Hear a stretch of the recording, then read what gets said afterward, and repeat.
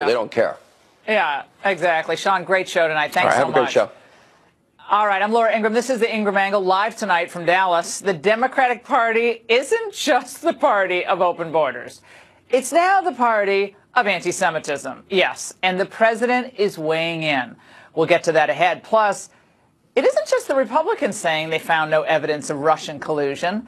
Wait until we reveal why the resistance might be feeling a little burned tonight. And Beto O'Rourke spoke at an anti-wall protest last night. He ignored our request for an interview, Natch, but we crashed his party. Raymond Arroyo was there, and he brings us his report later.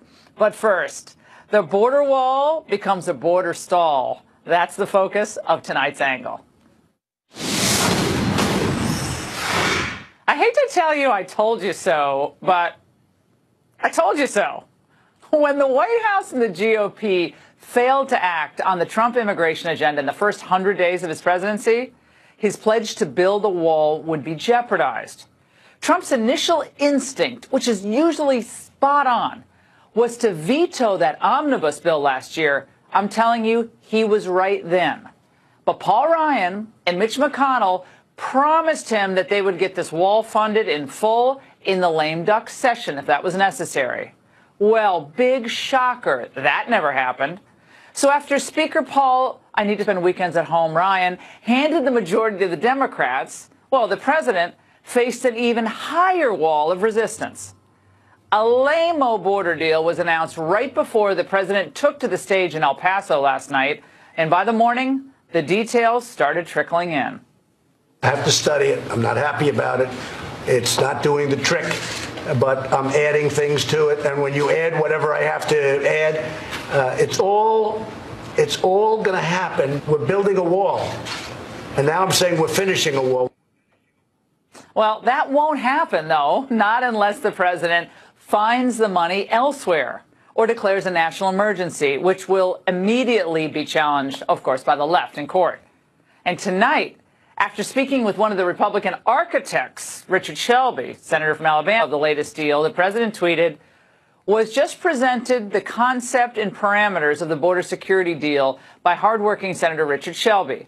Looking over all aspects, knowing that this will be hooked up with lots of money from other sources, we'll be getting almost $23 billion for border security. Regardless of wall money, it is being built as we speak." We'll get into that in a little bit. But so what's in this deal? What's really in it? The official language hasn't fully been released. And I love this. Doing this at the last minute, try to rush it through. But here are some of the basics of the deal as reported. $1.375 billion for barriers that are not called, but look a heck of a lot like the steel, slanted structure, the barrier that Trump had already approved. Second, an average daily cap of 40,520 beds for detaining illegals. Now, that's almost 9,000 fewer than we're detaining now. But Trump would have the authority to boost that number, pulling the money from other sources. Now, there's more to it, too, but it's simple to see what's going on here. The Democrats' ultimate goal is to codify catch and release, where if an illegal makes it into the country, he or she will be welcome to stay, along with any child he or she brings with them across the border. Now, what does this do? This is not a difficult concept, right? It only encourages more illegal immigration. Now, remember, the president asked for $25 billion last year for the wall and a bunch of other reforms as well that made a lot of sense. But the Dems wouldn't budge on issues like chain migration or those diversity visas. They wouldn't go near it. Then in December, now moving into the lame duck session, he asked for 1/5 of that. Yeah, I'm still pretty good at math, sort of. It's $5 billion of the $25 billion. Now, he perhaps thought that this would become some type of annual wall expenditure. Well, fat chance. They don't want a wall. They never wanted a wall. But on the bright side, and I have to look at the glass half full here, the current deal does expose just how far left the Democrat Party has gone on the issue of illegal immigration. They've gone from this We simply cannot allow people to pour into the United States undetected, undocumented, unchecked. And illegal aliens should not be treated the same as people who entered the U.S. legally. We must control our borders. We must protect our borders. To this. We know that walls do not save lives. Walls end lives. There is no bargain in which we can sacrifice some of our humanity to gain a little more security. Oh, really? So walls kill people. Well, last year there were 1,247 people slaughtered in a vicious fashion, many of them, by the cartels and other criminals across the border in Juarez. That was a 62% jump from the year prior. It's a killing field there. So Beto can't possibly mean we should tear down the current wall in El Paso, can he? Well, think again. Remember this gem that then Congressman O'Rourke sent out in 2015? It read, "Tear down this wall." Oh, boy, that's a keeper. Well, I can tell you that the people we met in El Paso last night, they disagreed vehemently. And an underreported fact is that about half of the audience at the Trump rally were themselves Hispanic. And they most certainly do not want the wall between the cartel-run Juarez and El Paso torn down. No way.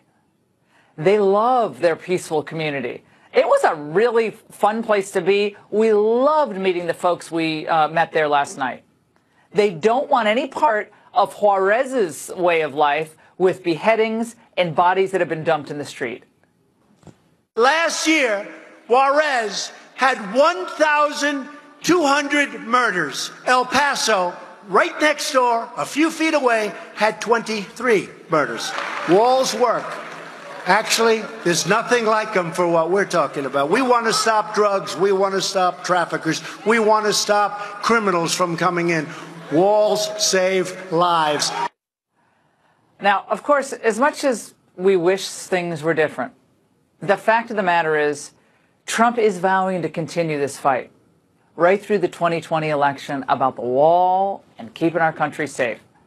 And another shutdown would have probably ended up hurting the president, distracting from this booming economy. And we're here in Texas. It is off the charts.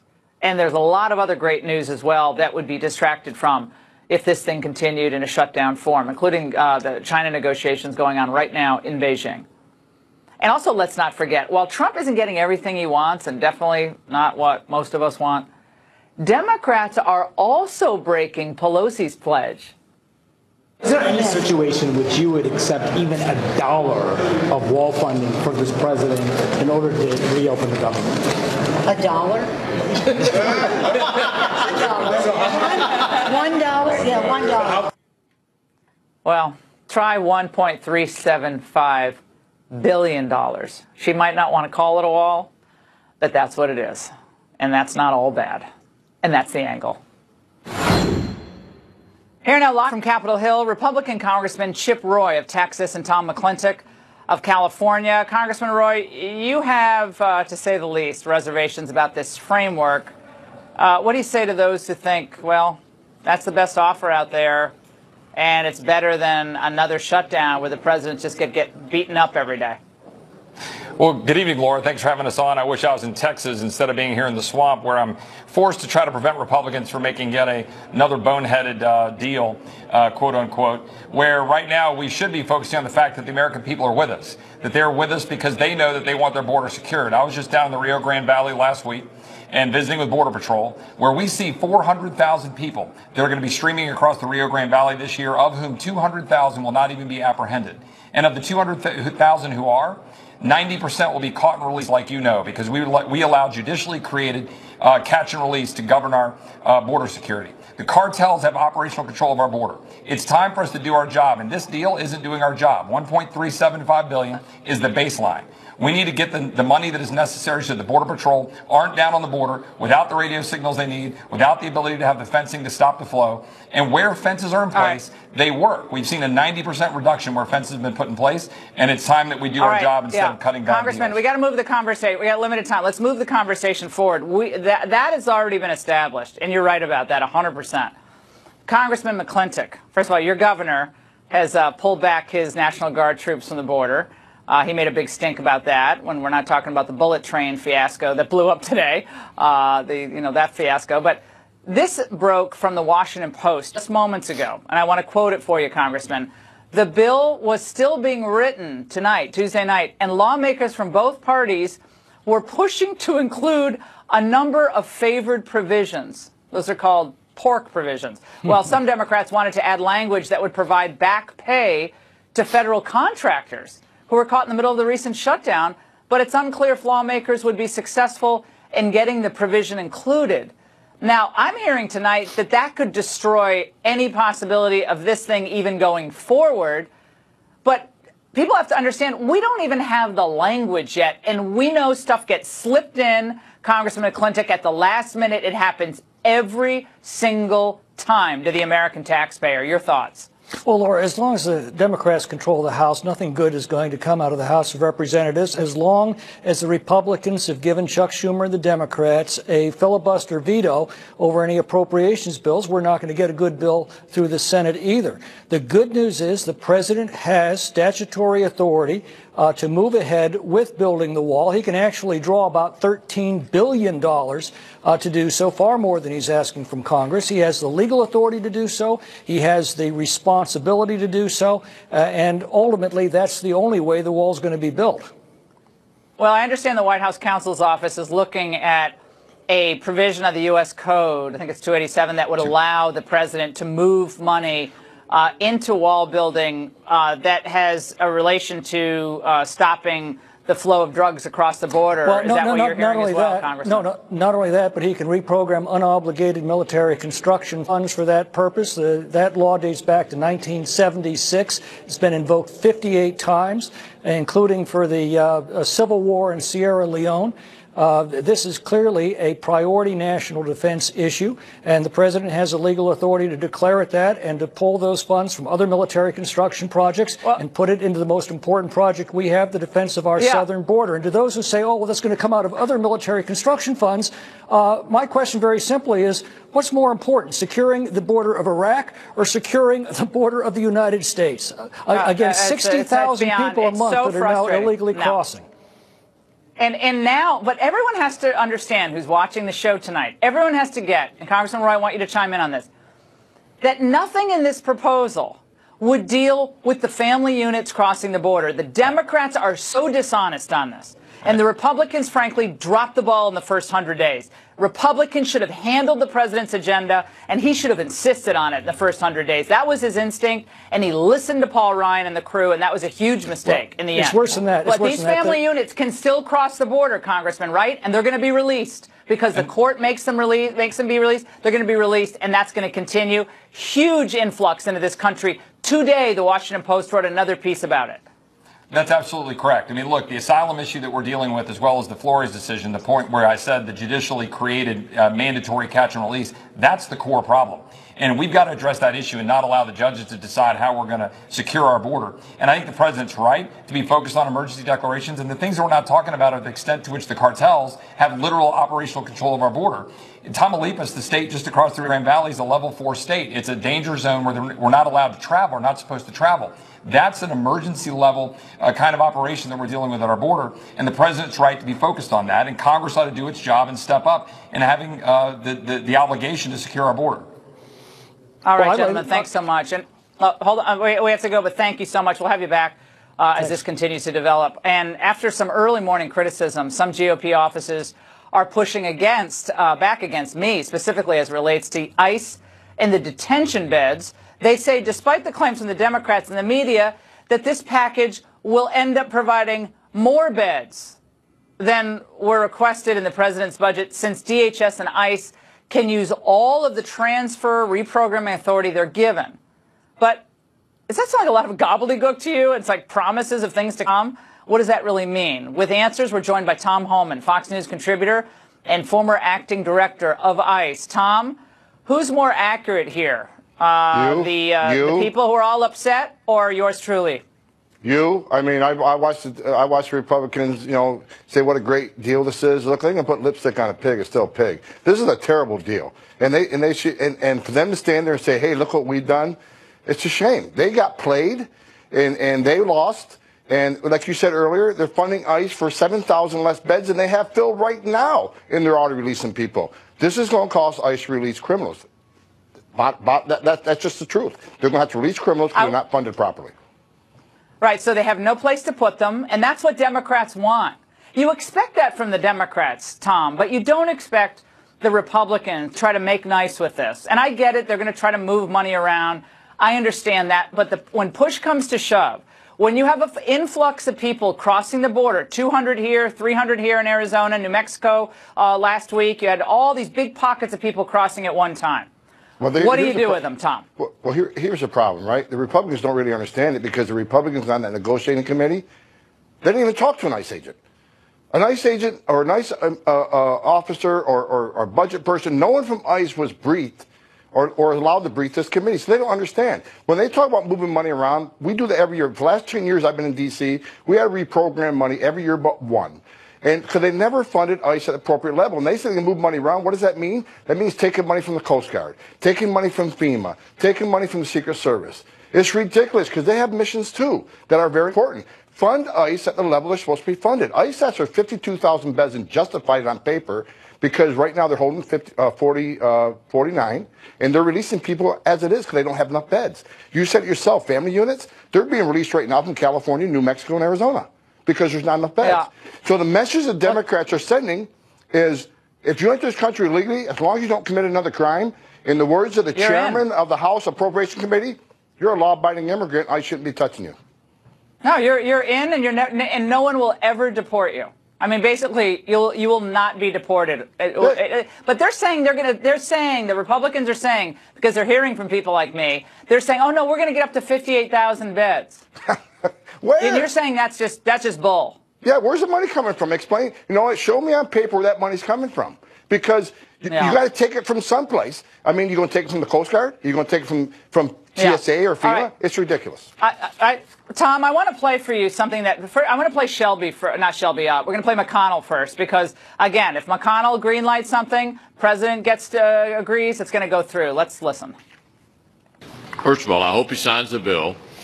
And second, I think he ought to feel free to use whatever tools he can legally use to enhance his effort to secure the border. So, no, I would not be troubled by that.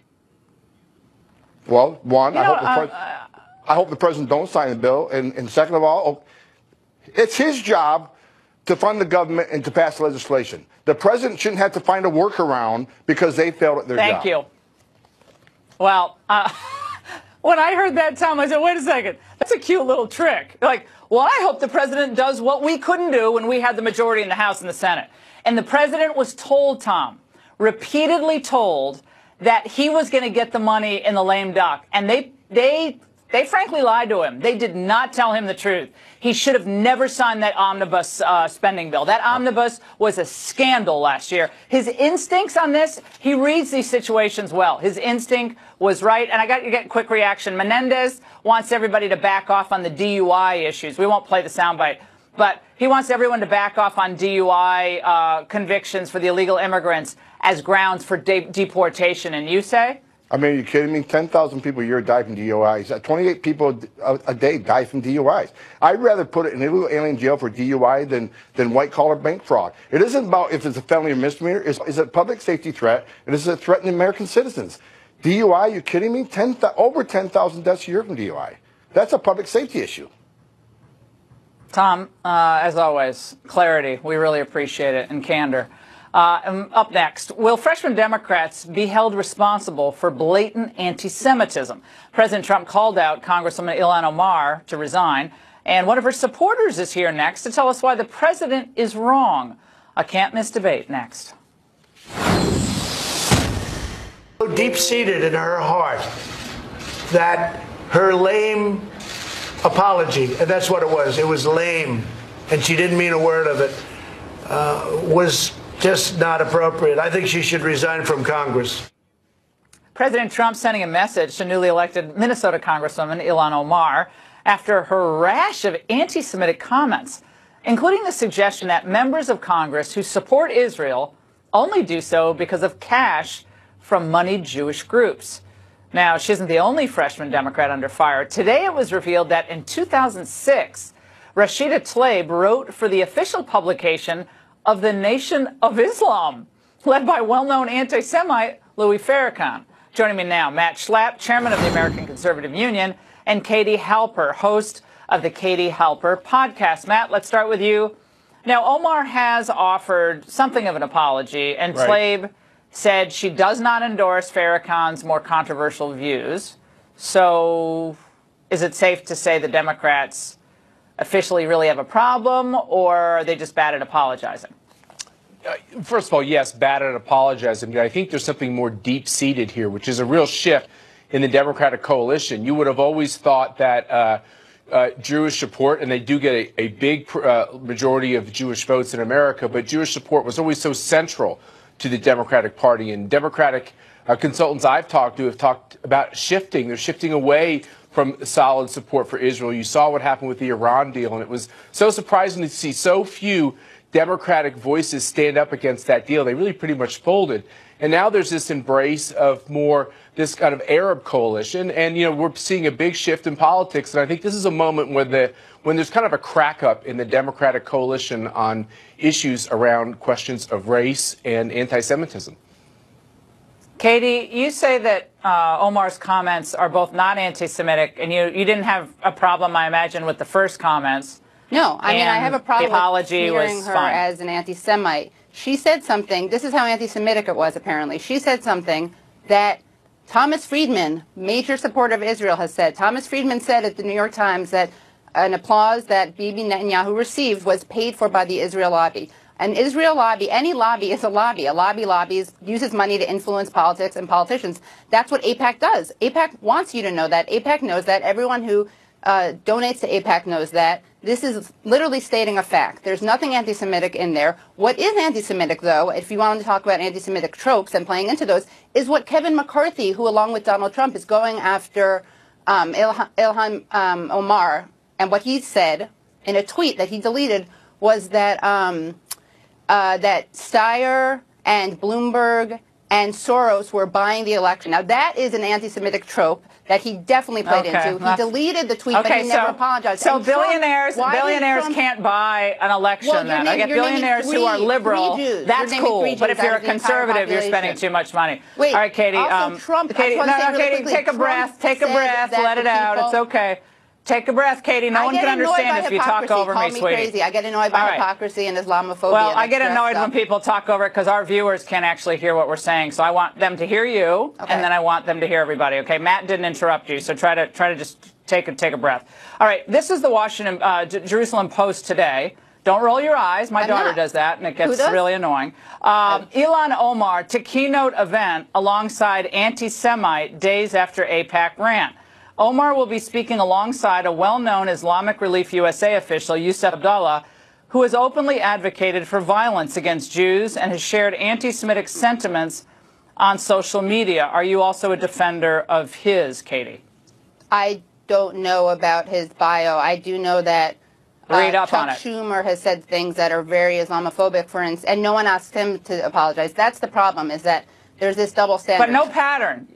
You see no pattern among some of these newer congresswomen if you speak out against who seem Israel, to equate money you're with equated Jews. with anti-Semitism. Chuck Schumer, for instance, said that there's no peace in the Middle East because Palestinians don't follow the Torah, Katie, which is theocracy. Her tweet in 2012. I'm just trying to understand. I want to get to Matt, but I'm trying to understand your level of support for her views, okay? Because when I hear Jews control the money or anything hinting at that, then that's a trigger. The left loves to hear about triggers. Right, well, that triggers a lot of people who remember the Holocaust. It triggers them, and I think justifiably so. I have a question. Here's what she said in 2012. Israel has hypnotized the world. May Allah awaken the people and help them see the evil doings of Israel. Now, Matt, I would think most people would say that was anti-Semitic. If we can't agree as Americans that that's an anti-Semitic comment, then I don't know what the heck we're doing on cable news anymore, because to me, that's kind of obvious. And this is what people have done. The reason why there is a Zionist movement and the reason why there's a state of Israel is because the Jewish people were almost exterminated from the face of the globe, and they did not have a sanctuary place they could go to have their own state. There are plenty of Muslim states, there are plenty of Arab states. There wasn't a state for Jews to be able to call their own. And by the way, it's there, and by the way, it's there, and it's their land. So I think it's awfully important, and people shade this into this question about the only reason why people are standing up for the state of Israel is because of, quote, the Benjamins. And I'm Christian, but I'm offended about that because they're a democracy, an important part of the world. They're a strategic ally to the United States. We don't have to agree with absolutely every decision their government makes, but it is wrong to attack them as a people. Well, no one attacked them as a people, luckily. I just saw that tweet. AIPAC. I'm a Jew. I'm a person. No one attacked me because I don't support AIPAC. Millions of Jews don't support AIPAC, and that's why there are all these alternatives. But this is the problem. Because Jews like me are really tired of having AIPAC, which is a very small but very powerful elite minority representation of Jews. It's very tiresome to have them claim to speak for all Jews and conflate Jewish identity with unquestioning support of Israel, which is an anti-Semitic group in itself. Let's just say this, Lord. This is the big dynamic. It would be nice if Donald Trump had actually condemned the people in Charlottesville. And you, Matt, you work in this communications, if I could please just answer. This is the dynamic. Let's stay on Okay, you guys, I got to tell you. Guys, stop. Jews in his statement. That's anti-Semitism. I love having a spirited debate. And Katie, I actually love that you came on the show. I like hearing your point of view. I really do. It's really hard for the viewers to get what either of you are saying when we're talking over each other. And I mean, other than interrupting you, I don't know how to get it. But I think I got the point from both of you, and I really appreciate the fact that you both came on. We'll be covering this. We want to try to be fair about it. The left, by the way, has told us that we aren't allowed to talk about the need for immigrants to assimilate into the American culture. That, too, is racist. Well, that's especially true as it relates to the public school system. The question is, why is assimilation, even in the school system, now controversial? Well, the reason is simple, but grossly punitive. They wish to inoculate the entire public school system in the United States, and thus the powerful teachers' unions, from criticism, even if it means a diminished product for the kids. The Center for Immigration Studies recently found 700 immigrant-saturated school districts where half of the new students are from immigrant households. Quote, the number of children from immigrant households and schools is now so high in some areas that it raises profound questions about assimilation. Immigration has added enormously to the number of public school students who are in poverty and the number who speak a foreign language. Now, this cannot help but to create significant challenges for schools, often in areas already struggling to educate students who come from disadvantaged backgrounds. Joining us now is the man behind this study, Steve Camarata, from the Center for Immigration Studies. Steve, now, people are going to say the fact that we're even talking about this is mean-spirited and it's anti-Hispanic. And I will say, you know, we're calling you on your you-know-what if you say that, because this is about kids and learning and the wonders of America. So what do the public education folks, and what, they don't seem to care about this? They don't seem to understand the enormity of the problem? What's going on? Well, look, everybody agrees that people we let into the country, we have to educate them or their children, right? I mean, that's an important part of the American dream. But it doesn't answer the fundamental question of how many people should we let in the country? How do we enforce our immigration laws against illegal immigration? There are about 1 out of every 4 kids in public school today is from an immigrant family. About 1/3 of all the kids in poverty in public school today are from an immigrant family. Even in a state like Minnesota, you're looking at about 49% of all the kids in public school in poverty, I should say 40% of all the kids in public school in poverty in the state of Minnesota come from an immigrant family. So these are important questions. A more moderate pace of immigration, enforcing our laws, a more moderate pace of legal immigration, these things would tend to take a lot of pressure off of public schools, making it easier to educate the kids already here, which I think most people agree is important. Well, Steve, I think in St. Paul there is obviously a very large Somali population. The largest outside of Somalia in the whole world is in St. Paul, Minnesota. And I think about 80,000 people. We're talking about Ilhan Omar. I think she represents that community. But the question is, when you have both a welfare state and you have public schools that have pulled back somewhat for a variety of reasons for inculcating sort of traditional American historical values, the great books, all the things that kind of bring us all together in this common community of understanding. That is a tricky mix, is it not? I mean, open borders, welfare state, public schools that teach kids, in some cases, to really hate the American founding. That's a nightmare for assimilation.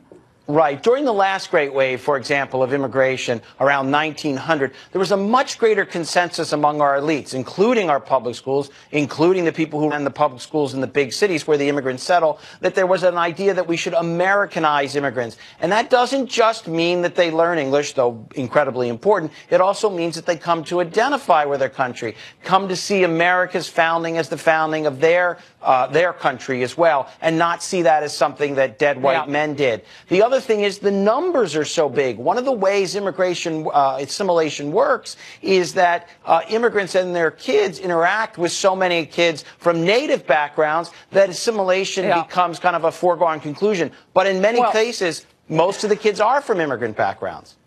Well, and also it's made easier to be in your enclave when there's Univision and Telemundo and all these, and they're well-produced networks and technology, and it's well produced, and I get things change. But Ronald Reagan, in his final address to the American people as president, talked about the need to teach history, the important moments in American history, so we all can understand. Thanks so much, Steve. And it isn't just Republicans knocking down the Russian collusion narrative anymore. Wait till you hear what the Democrats have now revealed. Charade up next. Almost 2 years of investigation, they found absolutely no collusion between Trump and the Russia, which I could have told a lot of people, and which I have been saying to a lot of people. This has never happened to it. The Democrats know it's a hoax. This is a political game. So now the Russia thing is dead. Well, President Trump noting in my exclusive interview last night that Republicans on the Senate Intel Committee have found zero Russian collusion. But what about the Democrats? Well, NBC News revealing, they didn't want to do it today, that after 2 years and 200 interviews and your tax dollars wasted, even they had to admit, quote, let's read it, uncovered no direct evidence of a conspiracy between the Trump campaign and Russia. Here now to discuss, Saul Weisenberg, former deputy independent counsel in the Whitewater investigation, Byron York, chief political correspondent for the Washington Examiner, Fox News contributor. Saul, how different might Mueller's conclusions be, however, from the Senate Intel Committee's report? Oh, I don't think they'll be any different at all. You have to remember he has far more power, far more investigative power, subpoena power, power to compel witnesses than the Senate does. And he's got a very highly trained professional staff with him. And it's been very clear to knowledgeable observers for quite some time that he did not have that case. And the reason you can tell is by looking at the various plea agreements that have been signed by people who've pled guilty. They are all crimes either that have nothing to do with Trump and a collusion conspiracy, or they have to do with lying to Mueller. So I think that there's nothing surprising whatsoever about this, just surprising the way that Congressman Schiff tried to spin it. All right. I have to bring this up to you, Byron, because when I think of the individuals, and Saul, you and I over the months have been talking about all these individuals, as has Byron been writing about them, from the vaunted intel community, like John Brennan, who have gone on television night after night after night, trashing this president and giving legitimacy to the initial start of this investigation. Now, I want to play something from you. This is from John Brennan, and we'll talk about it on the other side. Let's watch. There's collusion in plain sight. Donald Trump at the end of July openly called on Russian intelligence to find Hillary Clinton's emails. There were engagements at the Trump Tower. There were the back and forth between various individuals who were affiliated with the Trump campaign and Russian individuals. That collusion, I think, is quite obvious and apparent. Now, by the way, that's Brennan from today. The man is unhinged and has lied multiple times before Congress. Byron, I've heard a lot, but that pretty much took the cake. Well, Brennan's comments have always been really irresponsible because any reasonable listener might conclude that he was using secret information that he had as head of the CIA that other people didn't have. And that was somehow informing his comments and made them more reliable. But this new Richard Burr thing, the new report about Democrats on the Senate Intelligence Committee, I think has really rattled a lot of members of the resistance because it came on the heels of reports we've been hearing about Mueller, his investigation not finding any sort of collusion. And I think together that has been the spur for all this talk we're hearing in the House about doing their own investigations. Because you have to remember, most House Democrats were depending on Mueller to give them the roadmap and the cover they needed for impeachment. And now they're thinking, well, what if he doesn't? We've got to do it ourselves. So you're hearing more about more and more House investigations. Okay, so I saw John Dowd, we don't have to play the bite, but John Dowd, former lawyer for the president, said that he doesn't expect Mueller to write a report at all. Now, who knows, Byron, you've noted this, who knows if that's the case or not. But I want to get back to how this, and he calls it a witch hunt, and everyone gets all upset. This thing was started on a fraud. There was no crime. There is an investigation in search of a crime. I know Bob Mueller, everyone says he's the best guy ever. Give him, the Nobel Prize for being the best guy ever. Fine. But this investigation started on a total fraud. And the fact that this president has had to deal with this for the last 2 years, I imagine what he would have accomplished had he not had this. Saul, maybe you disagree. Well, I don't know what he would have accomplished or not, but I think any prosecutor looking at the evidence that's in the public record about the president would have been warranted in beginning an investigation. So I don't. On what whether basis? Or not, I know. On what basis? I know the. Oh, on the basis of the Trump Tower meeting, on the basis of all the unusual contacts. Well, I mean, how's that the far illegal? more contact. I didn't say it was illegal. I said. Right, but what was the they'd be basis of starting the investigation? The Trump Tower meeting and the fact that you had a business dealing in Russia doesn't mean you started a darn independent counsel, special counsel investigation. How does that justify the special counsel investigation? You don't need to have a crime.